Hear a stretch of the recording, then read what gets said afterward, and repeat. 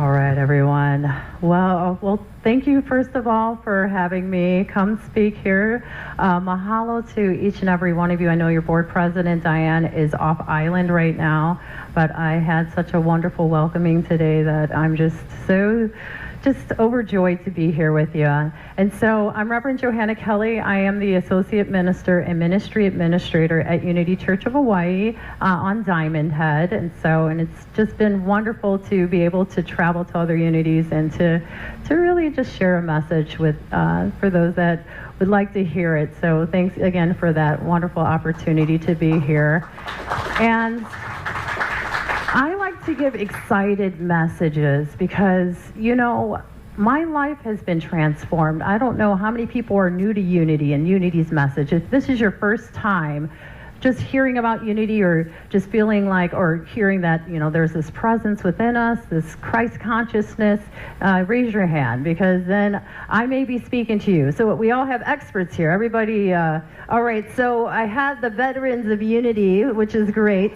So I'm not preaching anything new to any one of you, but I feel compelled to give a new message. So when I was first asked to speak here, it was about eyes wide open.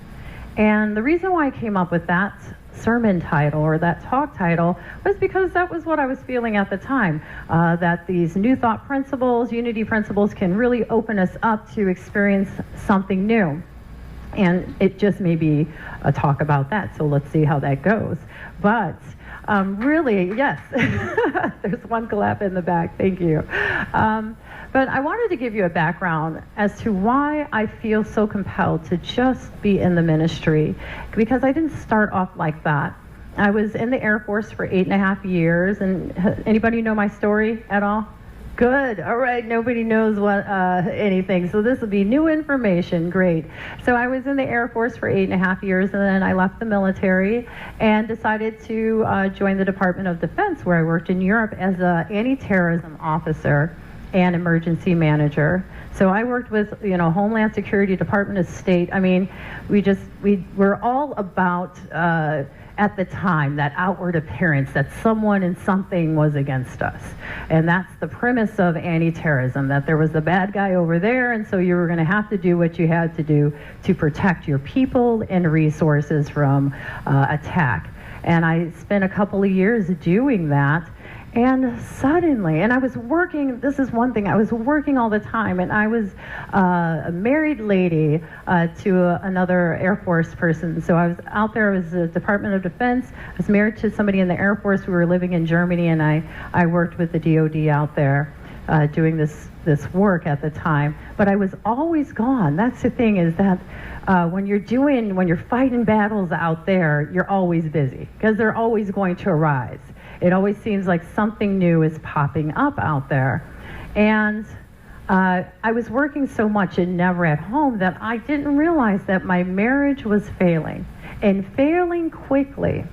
I was also a brand new mother at the time. I had just had my son, Makai. And this is how crazy it was. Within, I think, 5 weeks or 4 weeks of having a brand new newborn, I decided that I had to get back to work because the mission could not continue without me. And so this is when we get caught up in this race consciousness and the collective consciousness, it'll convince us that something is happening. We have to be a part of it, that we always have to be doing something in order to, in order to be something. And so I was always busy doing something, but I wasn't really busy being a mother. And so, and I had another daughter, Leilani, as well. And so I had 2 kids at home and never at home. And so my husband at the time was taking care of our children while I was away fighting bad guys, or at least planning to defeat any type of plans that they may have. And I did this for a couple of years, and like I said, my marriage is failing. And suddenly, I was in the middle of a divorce. And I'm not talking about a divorce where, you know, the woman gets the kids and the guy gets the visit. I'm talking about both parents wanting full custody, this drawn out process in a country that I had no idea the language of. So I was in foreign court and everything like that. But Little did I know that it would be my biggest blessing. So this divorce and the subsequent actions would actually really be this blessing in my life later on. But at the time, of course, I couldn't see it. It felt like the courts were against me. It felt like a lot of things were happening to me, because this was my consciousness at the time. I had never attended church, at least not religiously, let's say. I was just, I grew up without a church home or anything like that. I didn't know about spiritual principles. I'd never read the Bible. And actually, I used to, at times when I was in the Air Force, make fun of people that were reading scripture and everything, thinking that this was like the boring life. And really, I came to find out years later that it's quite exciting when you realize who you are in God and what God is in you. So I'm going through this, let's say, this divorce, and suddenly thinking that a judge would never award a father custody. That's exactly what that judge did. Now 2 years old, our son was now my ex-husband was awarded custody of our son, Makai. And it was devastating to me. And at that time as well, since he was in the Air Force, he had orders. Basically, they told him that he would have to move away to Japan. And so not only did he have custody, now he was moving to a completely different country. I would be in Germany, and my son and my ex-husband would be in Japan. Now, our daughter Leilani stayed with me. So I remember it was October 20th of 2012, and I was seeing my ex-husband and my son off on a plane. And at this time, remember, I thought that they were on their way to Japan. And so they take off in my house. So I met them at the airport, and my house where I was living was actually at the very end of the airport at Ramstein Air Base in Germany. And I remember leaving the airport, and there was only 2 flights that day. One had already taken off early that morning, so the last flight of the day was right then and there. And I remember the airplane as my 2-year-old son was flying away from my life, and I was looking up, not knowing when I was going to see him again. There was a lot of things that were not determined by the German law, because they figured if he was moving to a different country that they would handle all the messy details when he got there, or at least they could go back to America and get anything that was finalized, or work out all the details there. And so as I sat there devastated, just looking up, all of a sudden, and I kid you not, just as I'm speaking to you right now, there was a voice that told me, mourn right now, or take this time to mourn. The real work begins soon. I didn't know what that meant. I didn't know what this voice was. But it wasn't that it was an unfamiliar voice. It was a voice that I was very familiar with, but it was my own voice. But it had greater wisdom than what I could have ever, conjured up in that moment.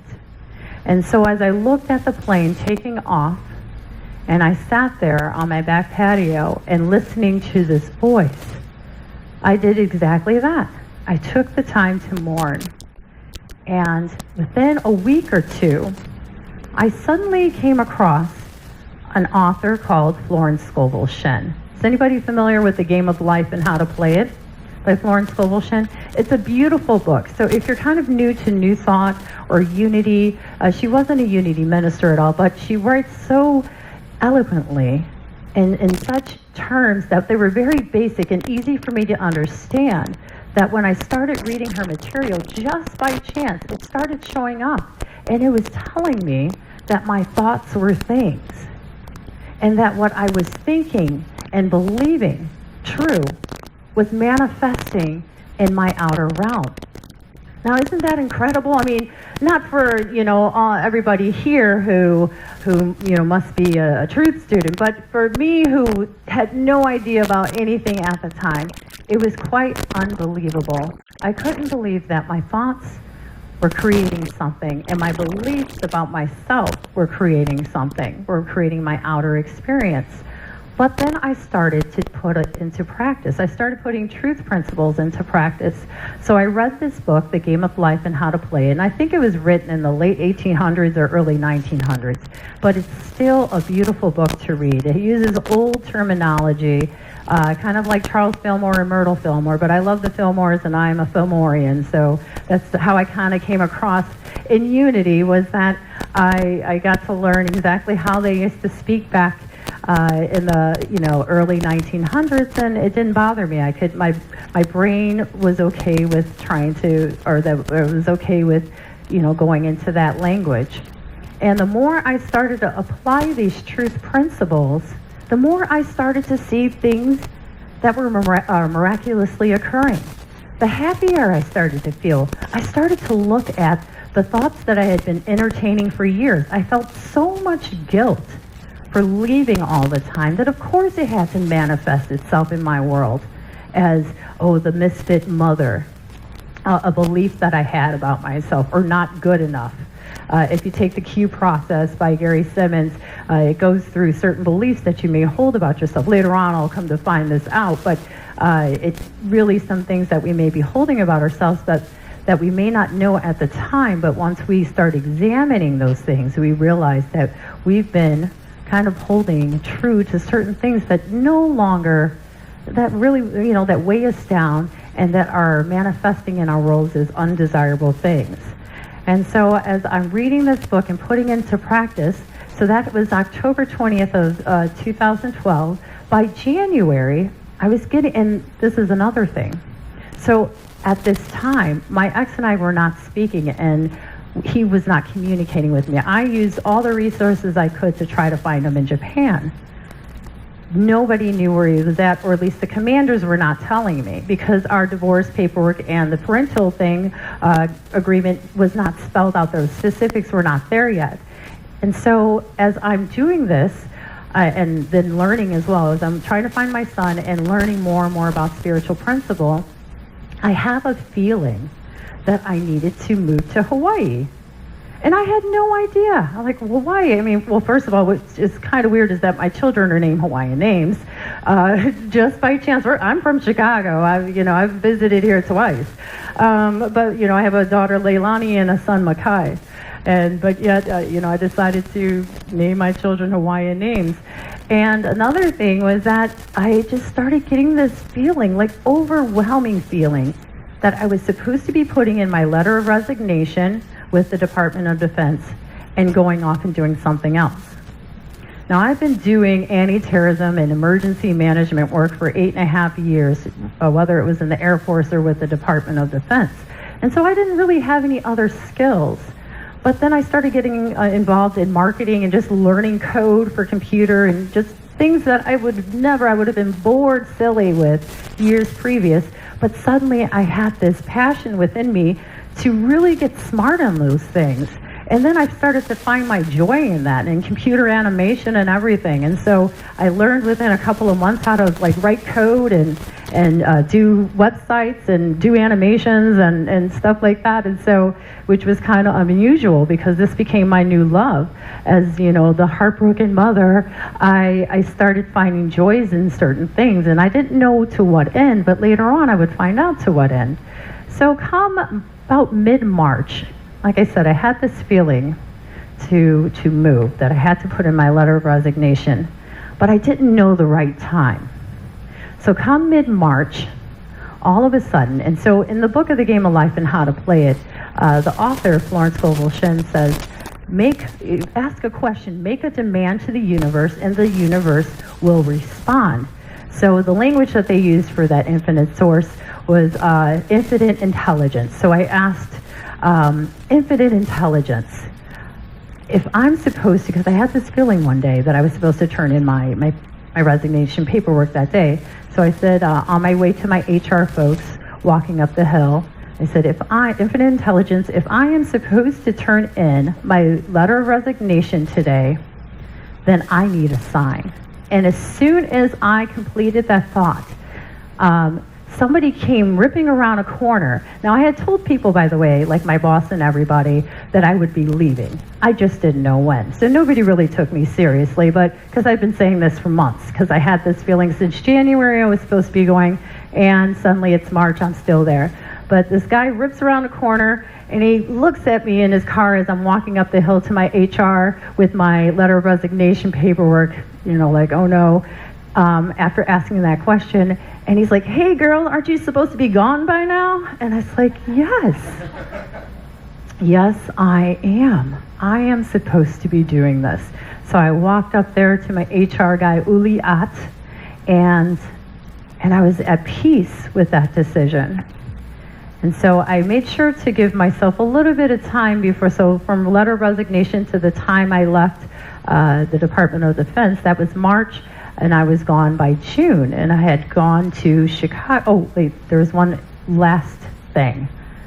When I was getting this feeling I was supposed to come to Hawaii, I also asked, I said, I had just returned from spring break with my daughter, and we used to have this little PlayStation 3 that had Jeopardy on it.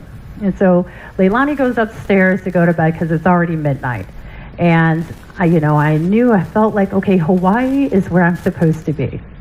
And so I asked him, like, infinite intelligence, if I'm supposed to be in Hawaii, then give me a sign. And I kid you not, the first play of the first game for that Jeopardy, it says, this volcano is located on this island, or this Hawaiian island. And I got so scared, I dropped the control, I ran out of the house because I'm like, oh my God, so it was almost scary accurate as to what I was supposed to be doing.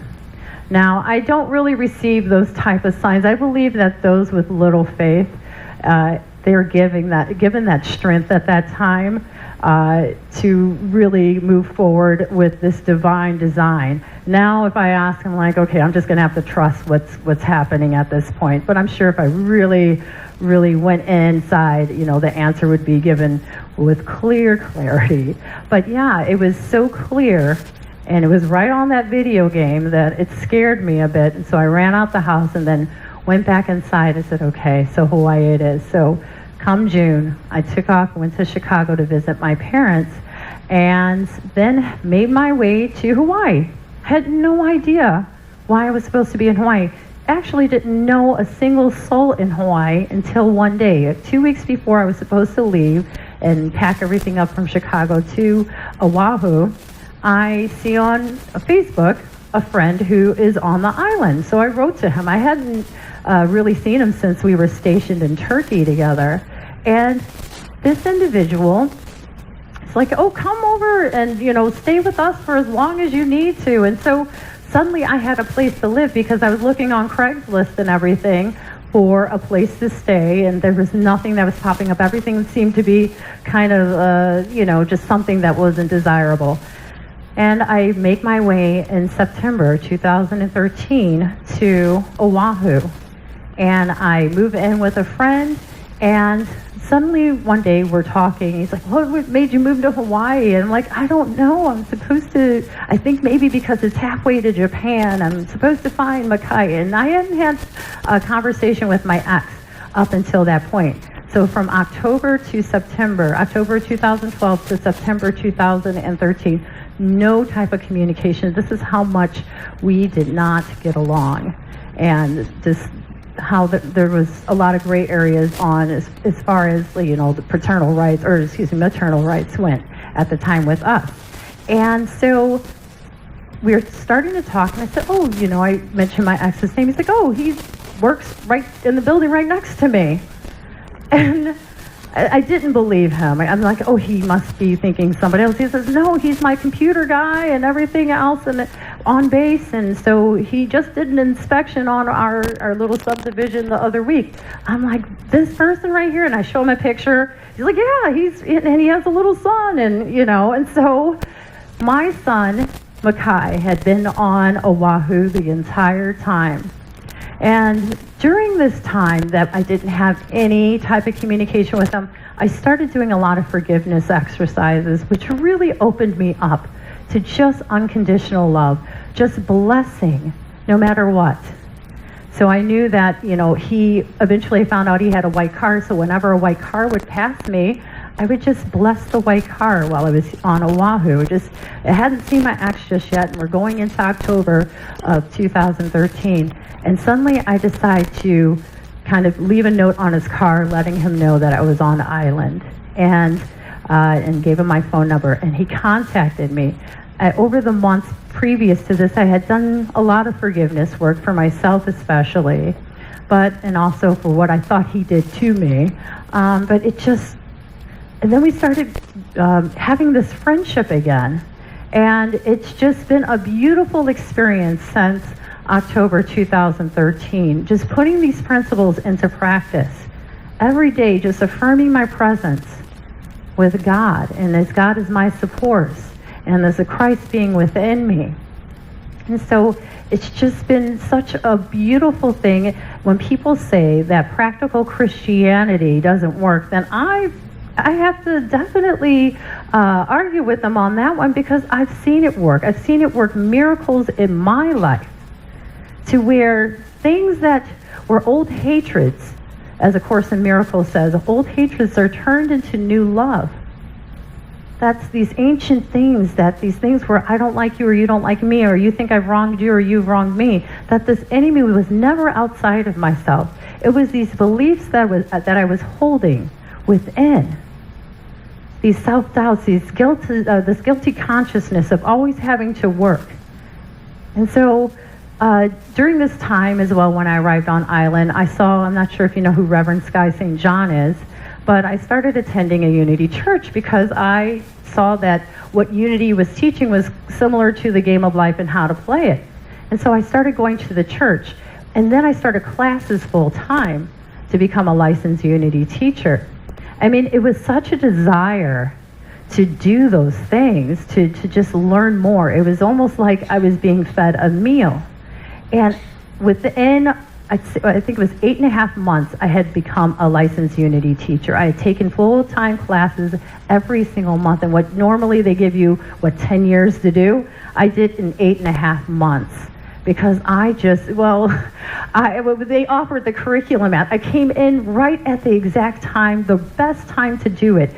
Spirit had led me to a community that I was going to have the greatest opportunity of growth and expression. And then months later, I asked Reverend Margie if she was looking for an intern. She told me no. 2 months later, she was like, you know what, about that intern position, come on in. So I did an internship, then I became the marketer. They needed somebody to do the website and to do coding and everything else. And so because I had those skills, I was able to fill a role there. And then I received my ordination last year, and then they appointed me the associate minister. So over this time, I started out as this intern and everything else, but then I realized that without that beautiful experience of this divorce, of what a seeming tragedy, I would have never, well, maybe I would have. Spirit always has a wonderful way. There's a thousand million roads to what you're supposed to do.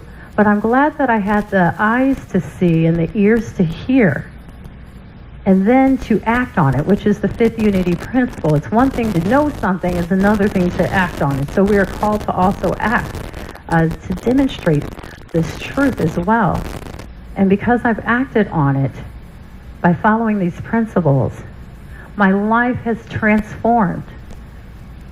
And I'm just so grateful that my eyes were finally wide open to this experience. So getting to know your Unity principles, communing with the Most High that's within, that's what we're called to do as truth students.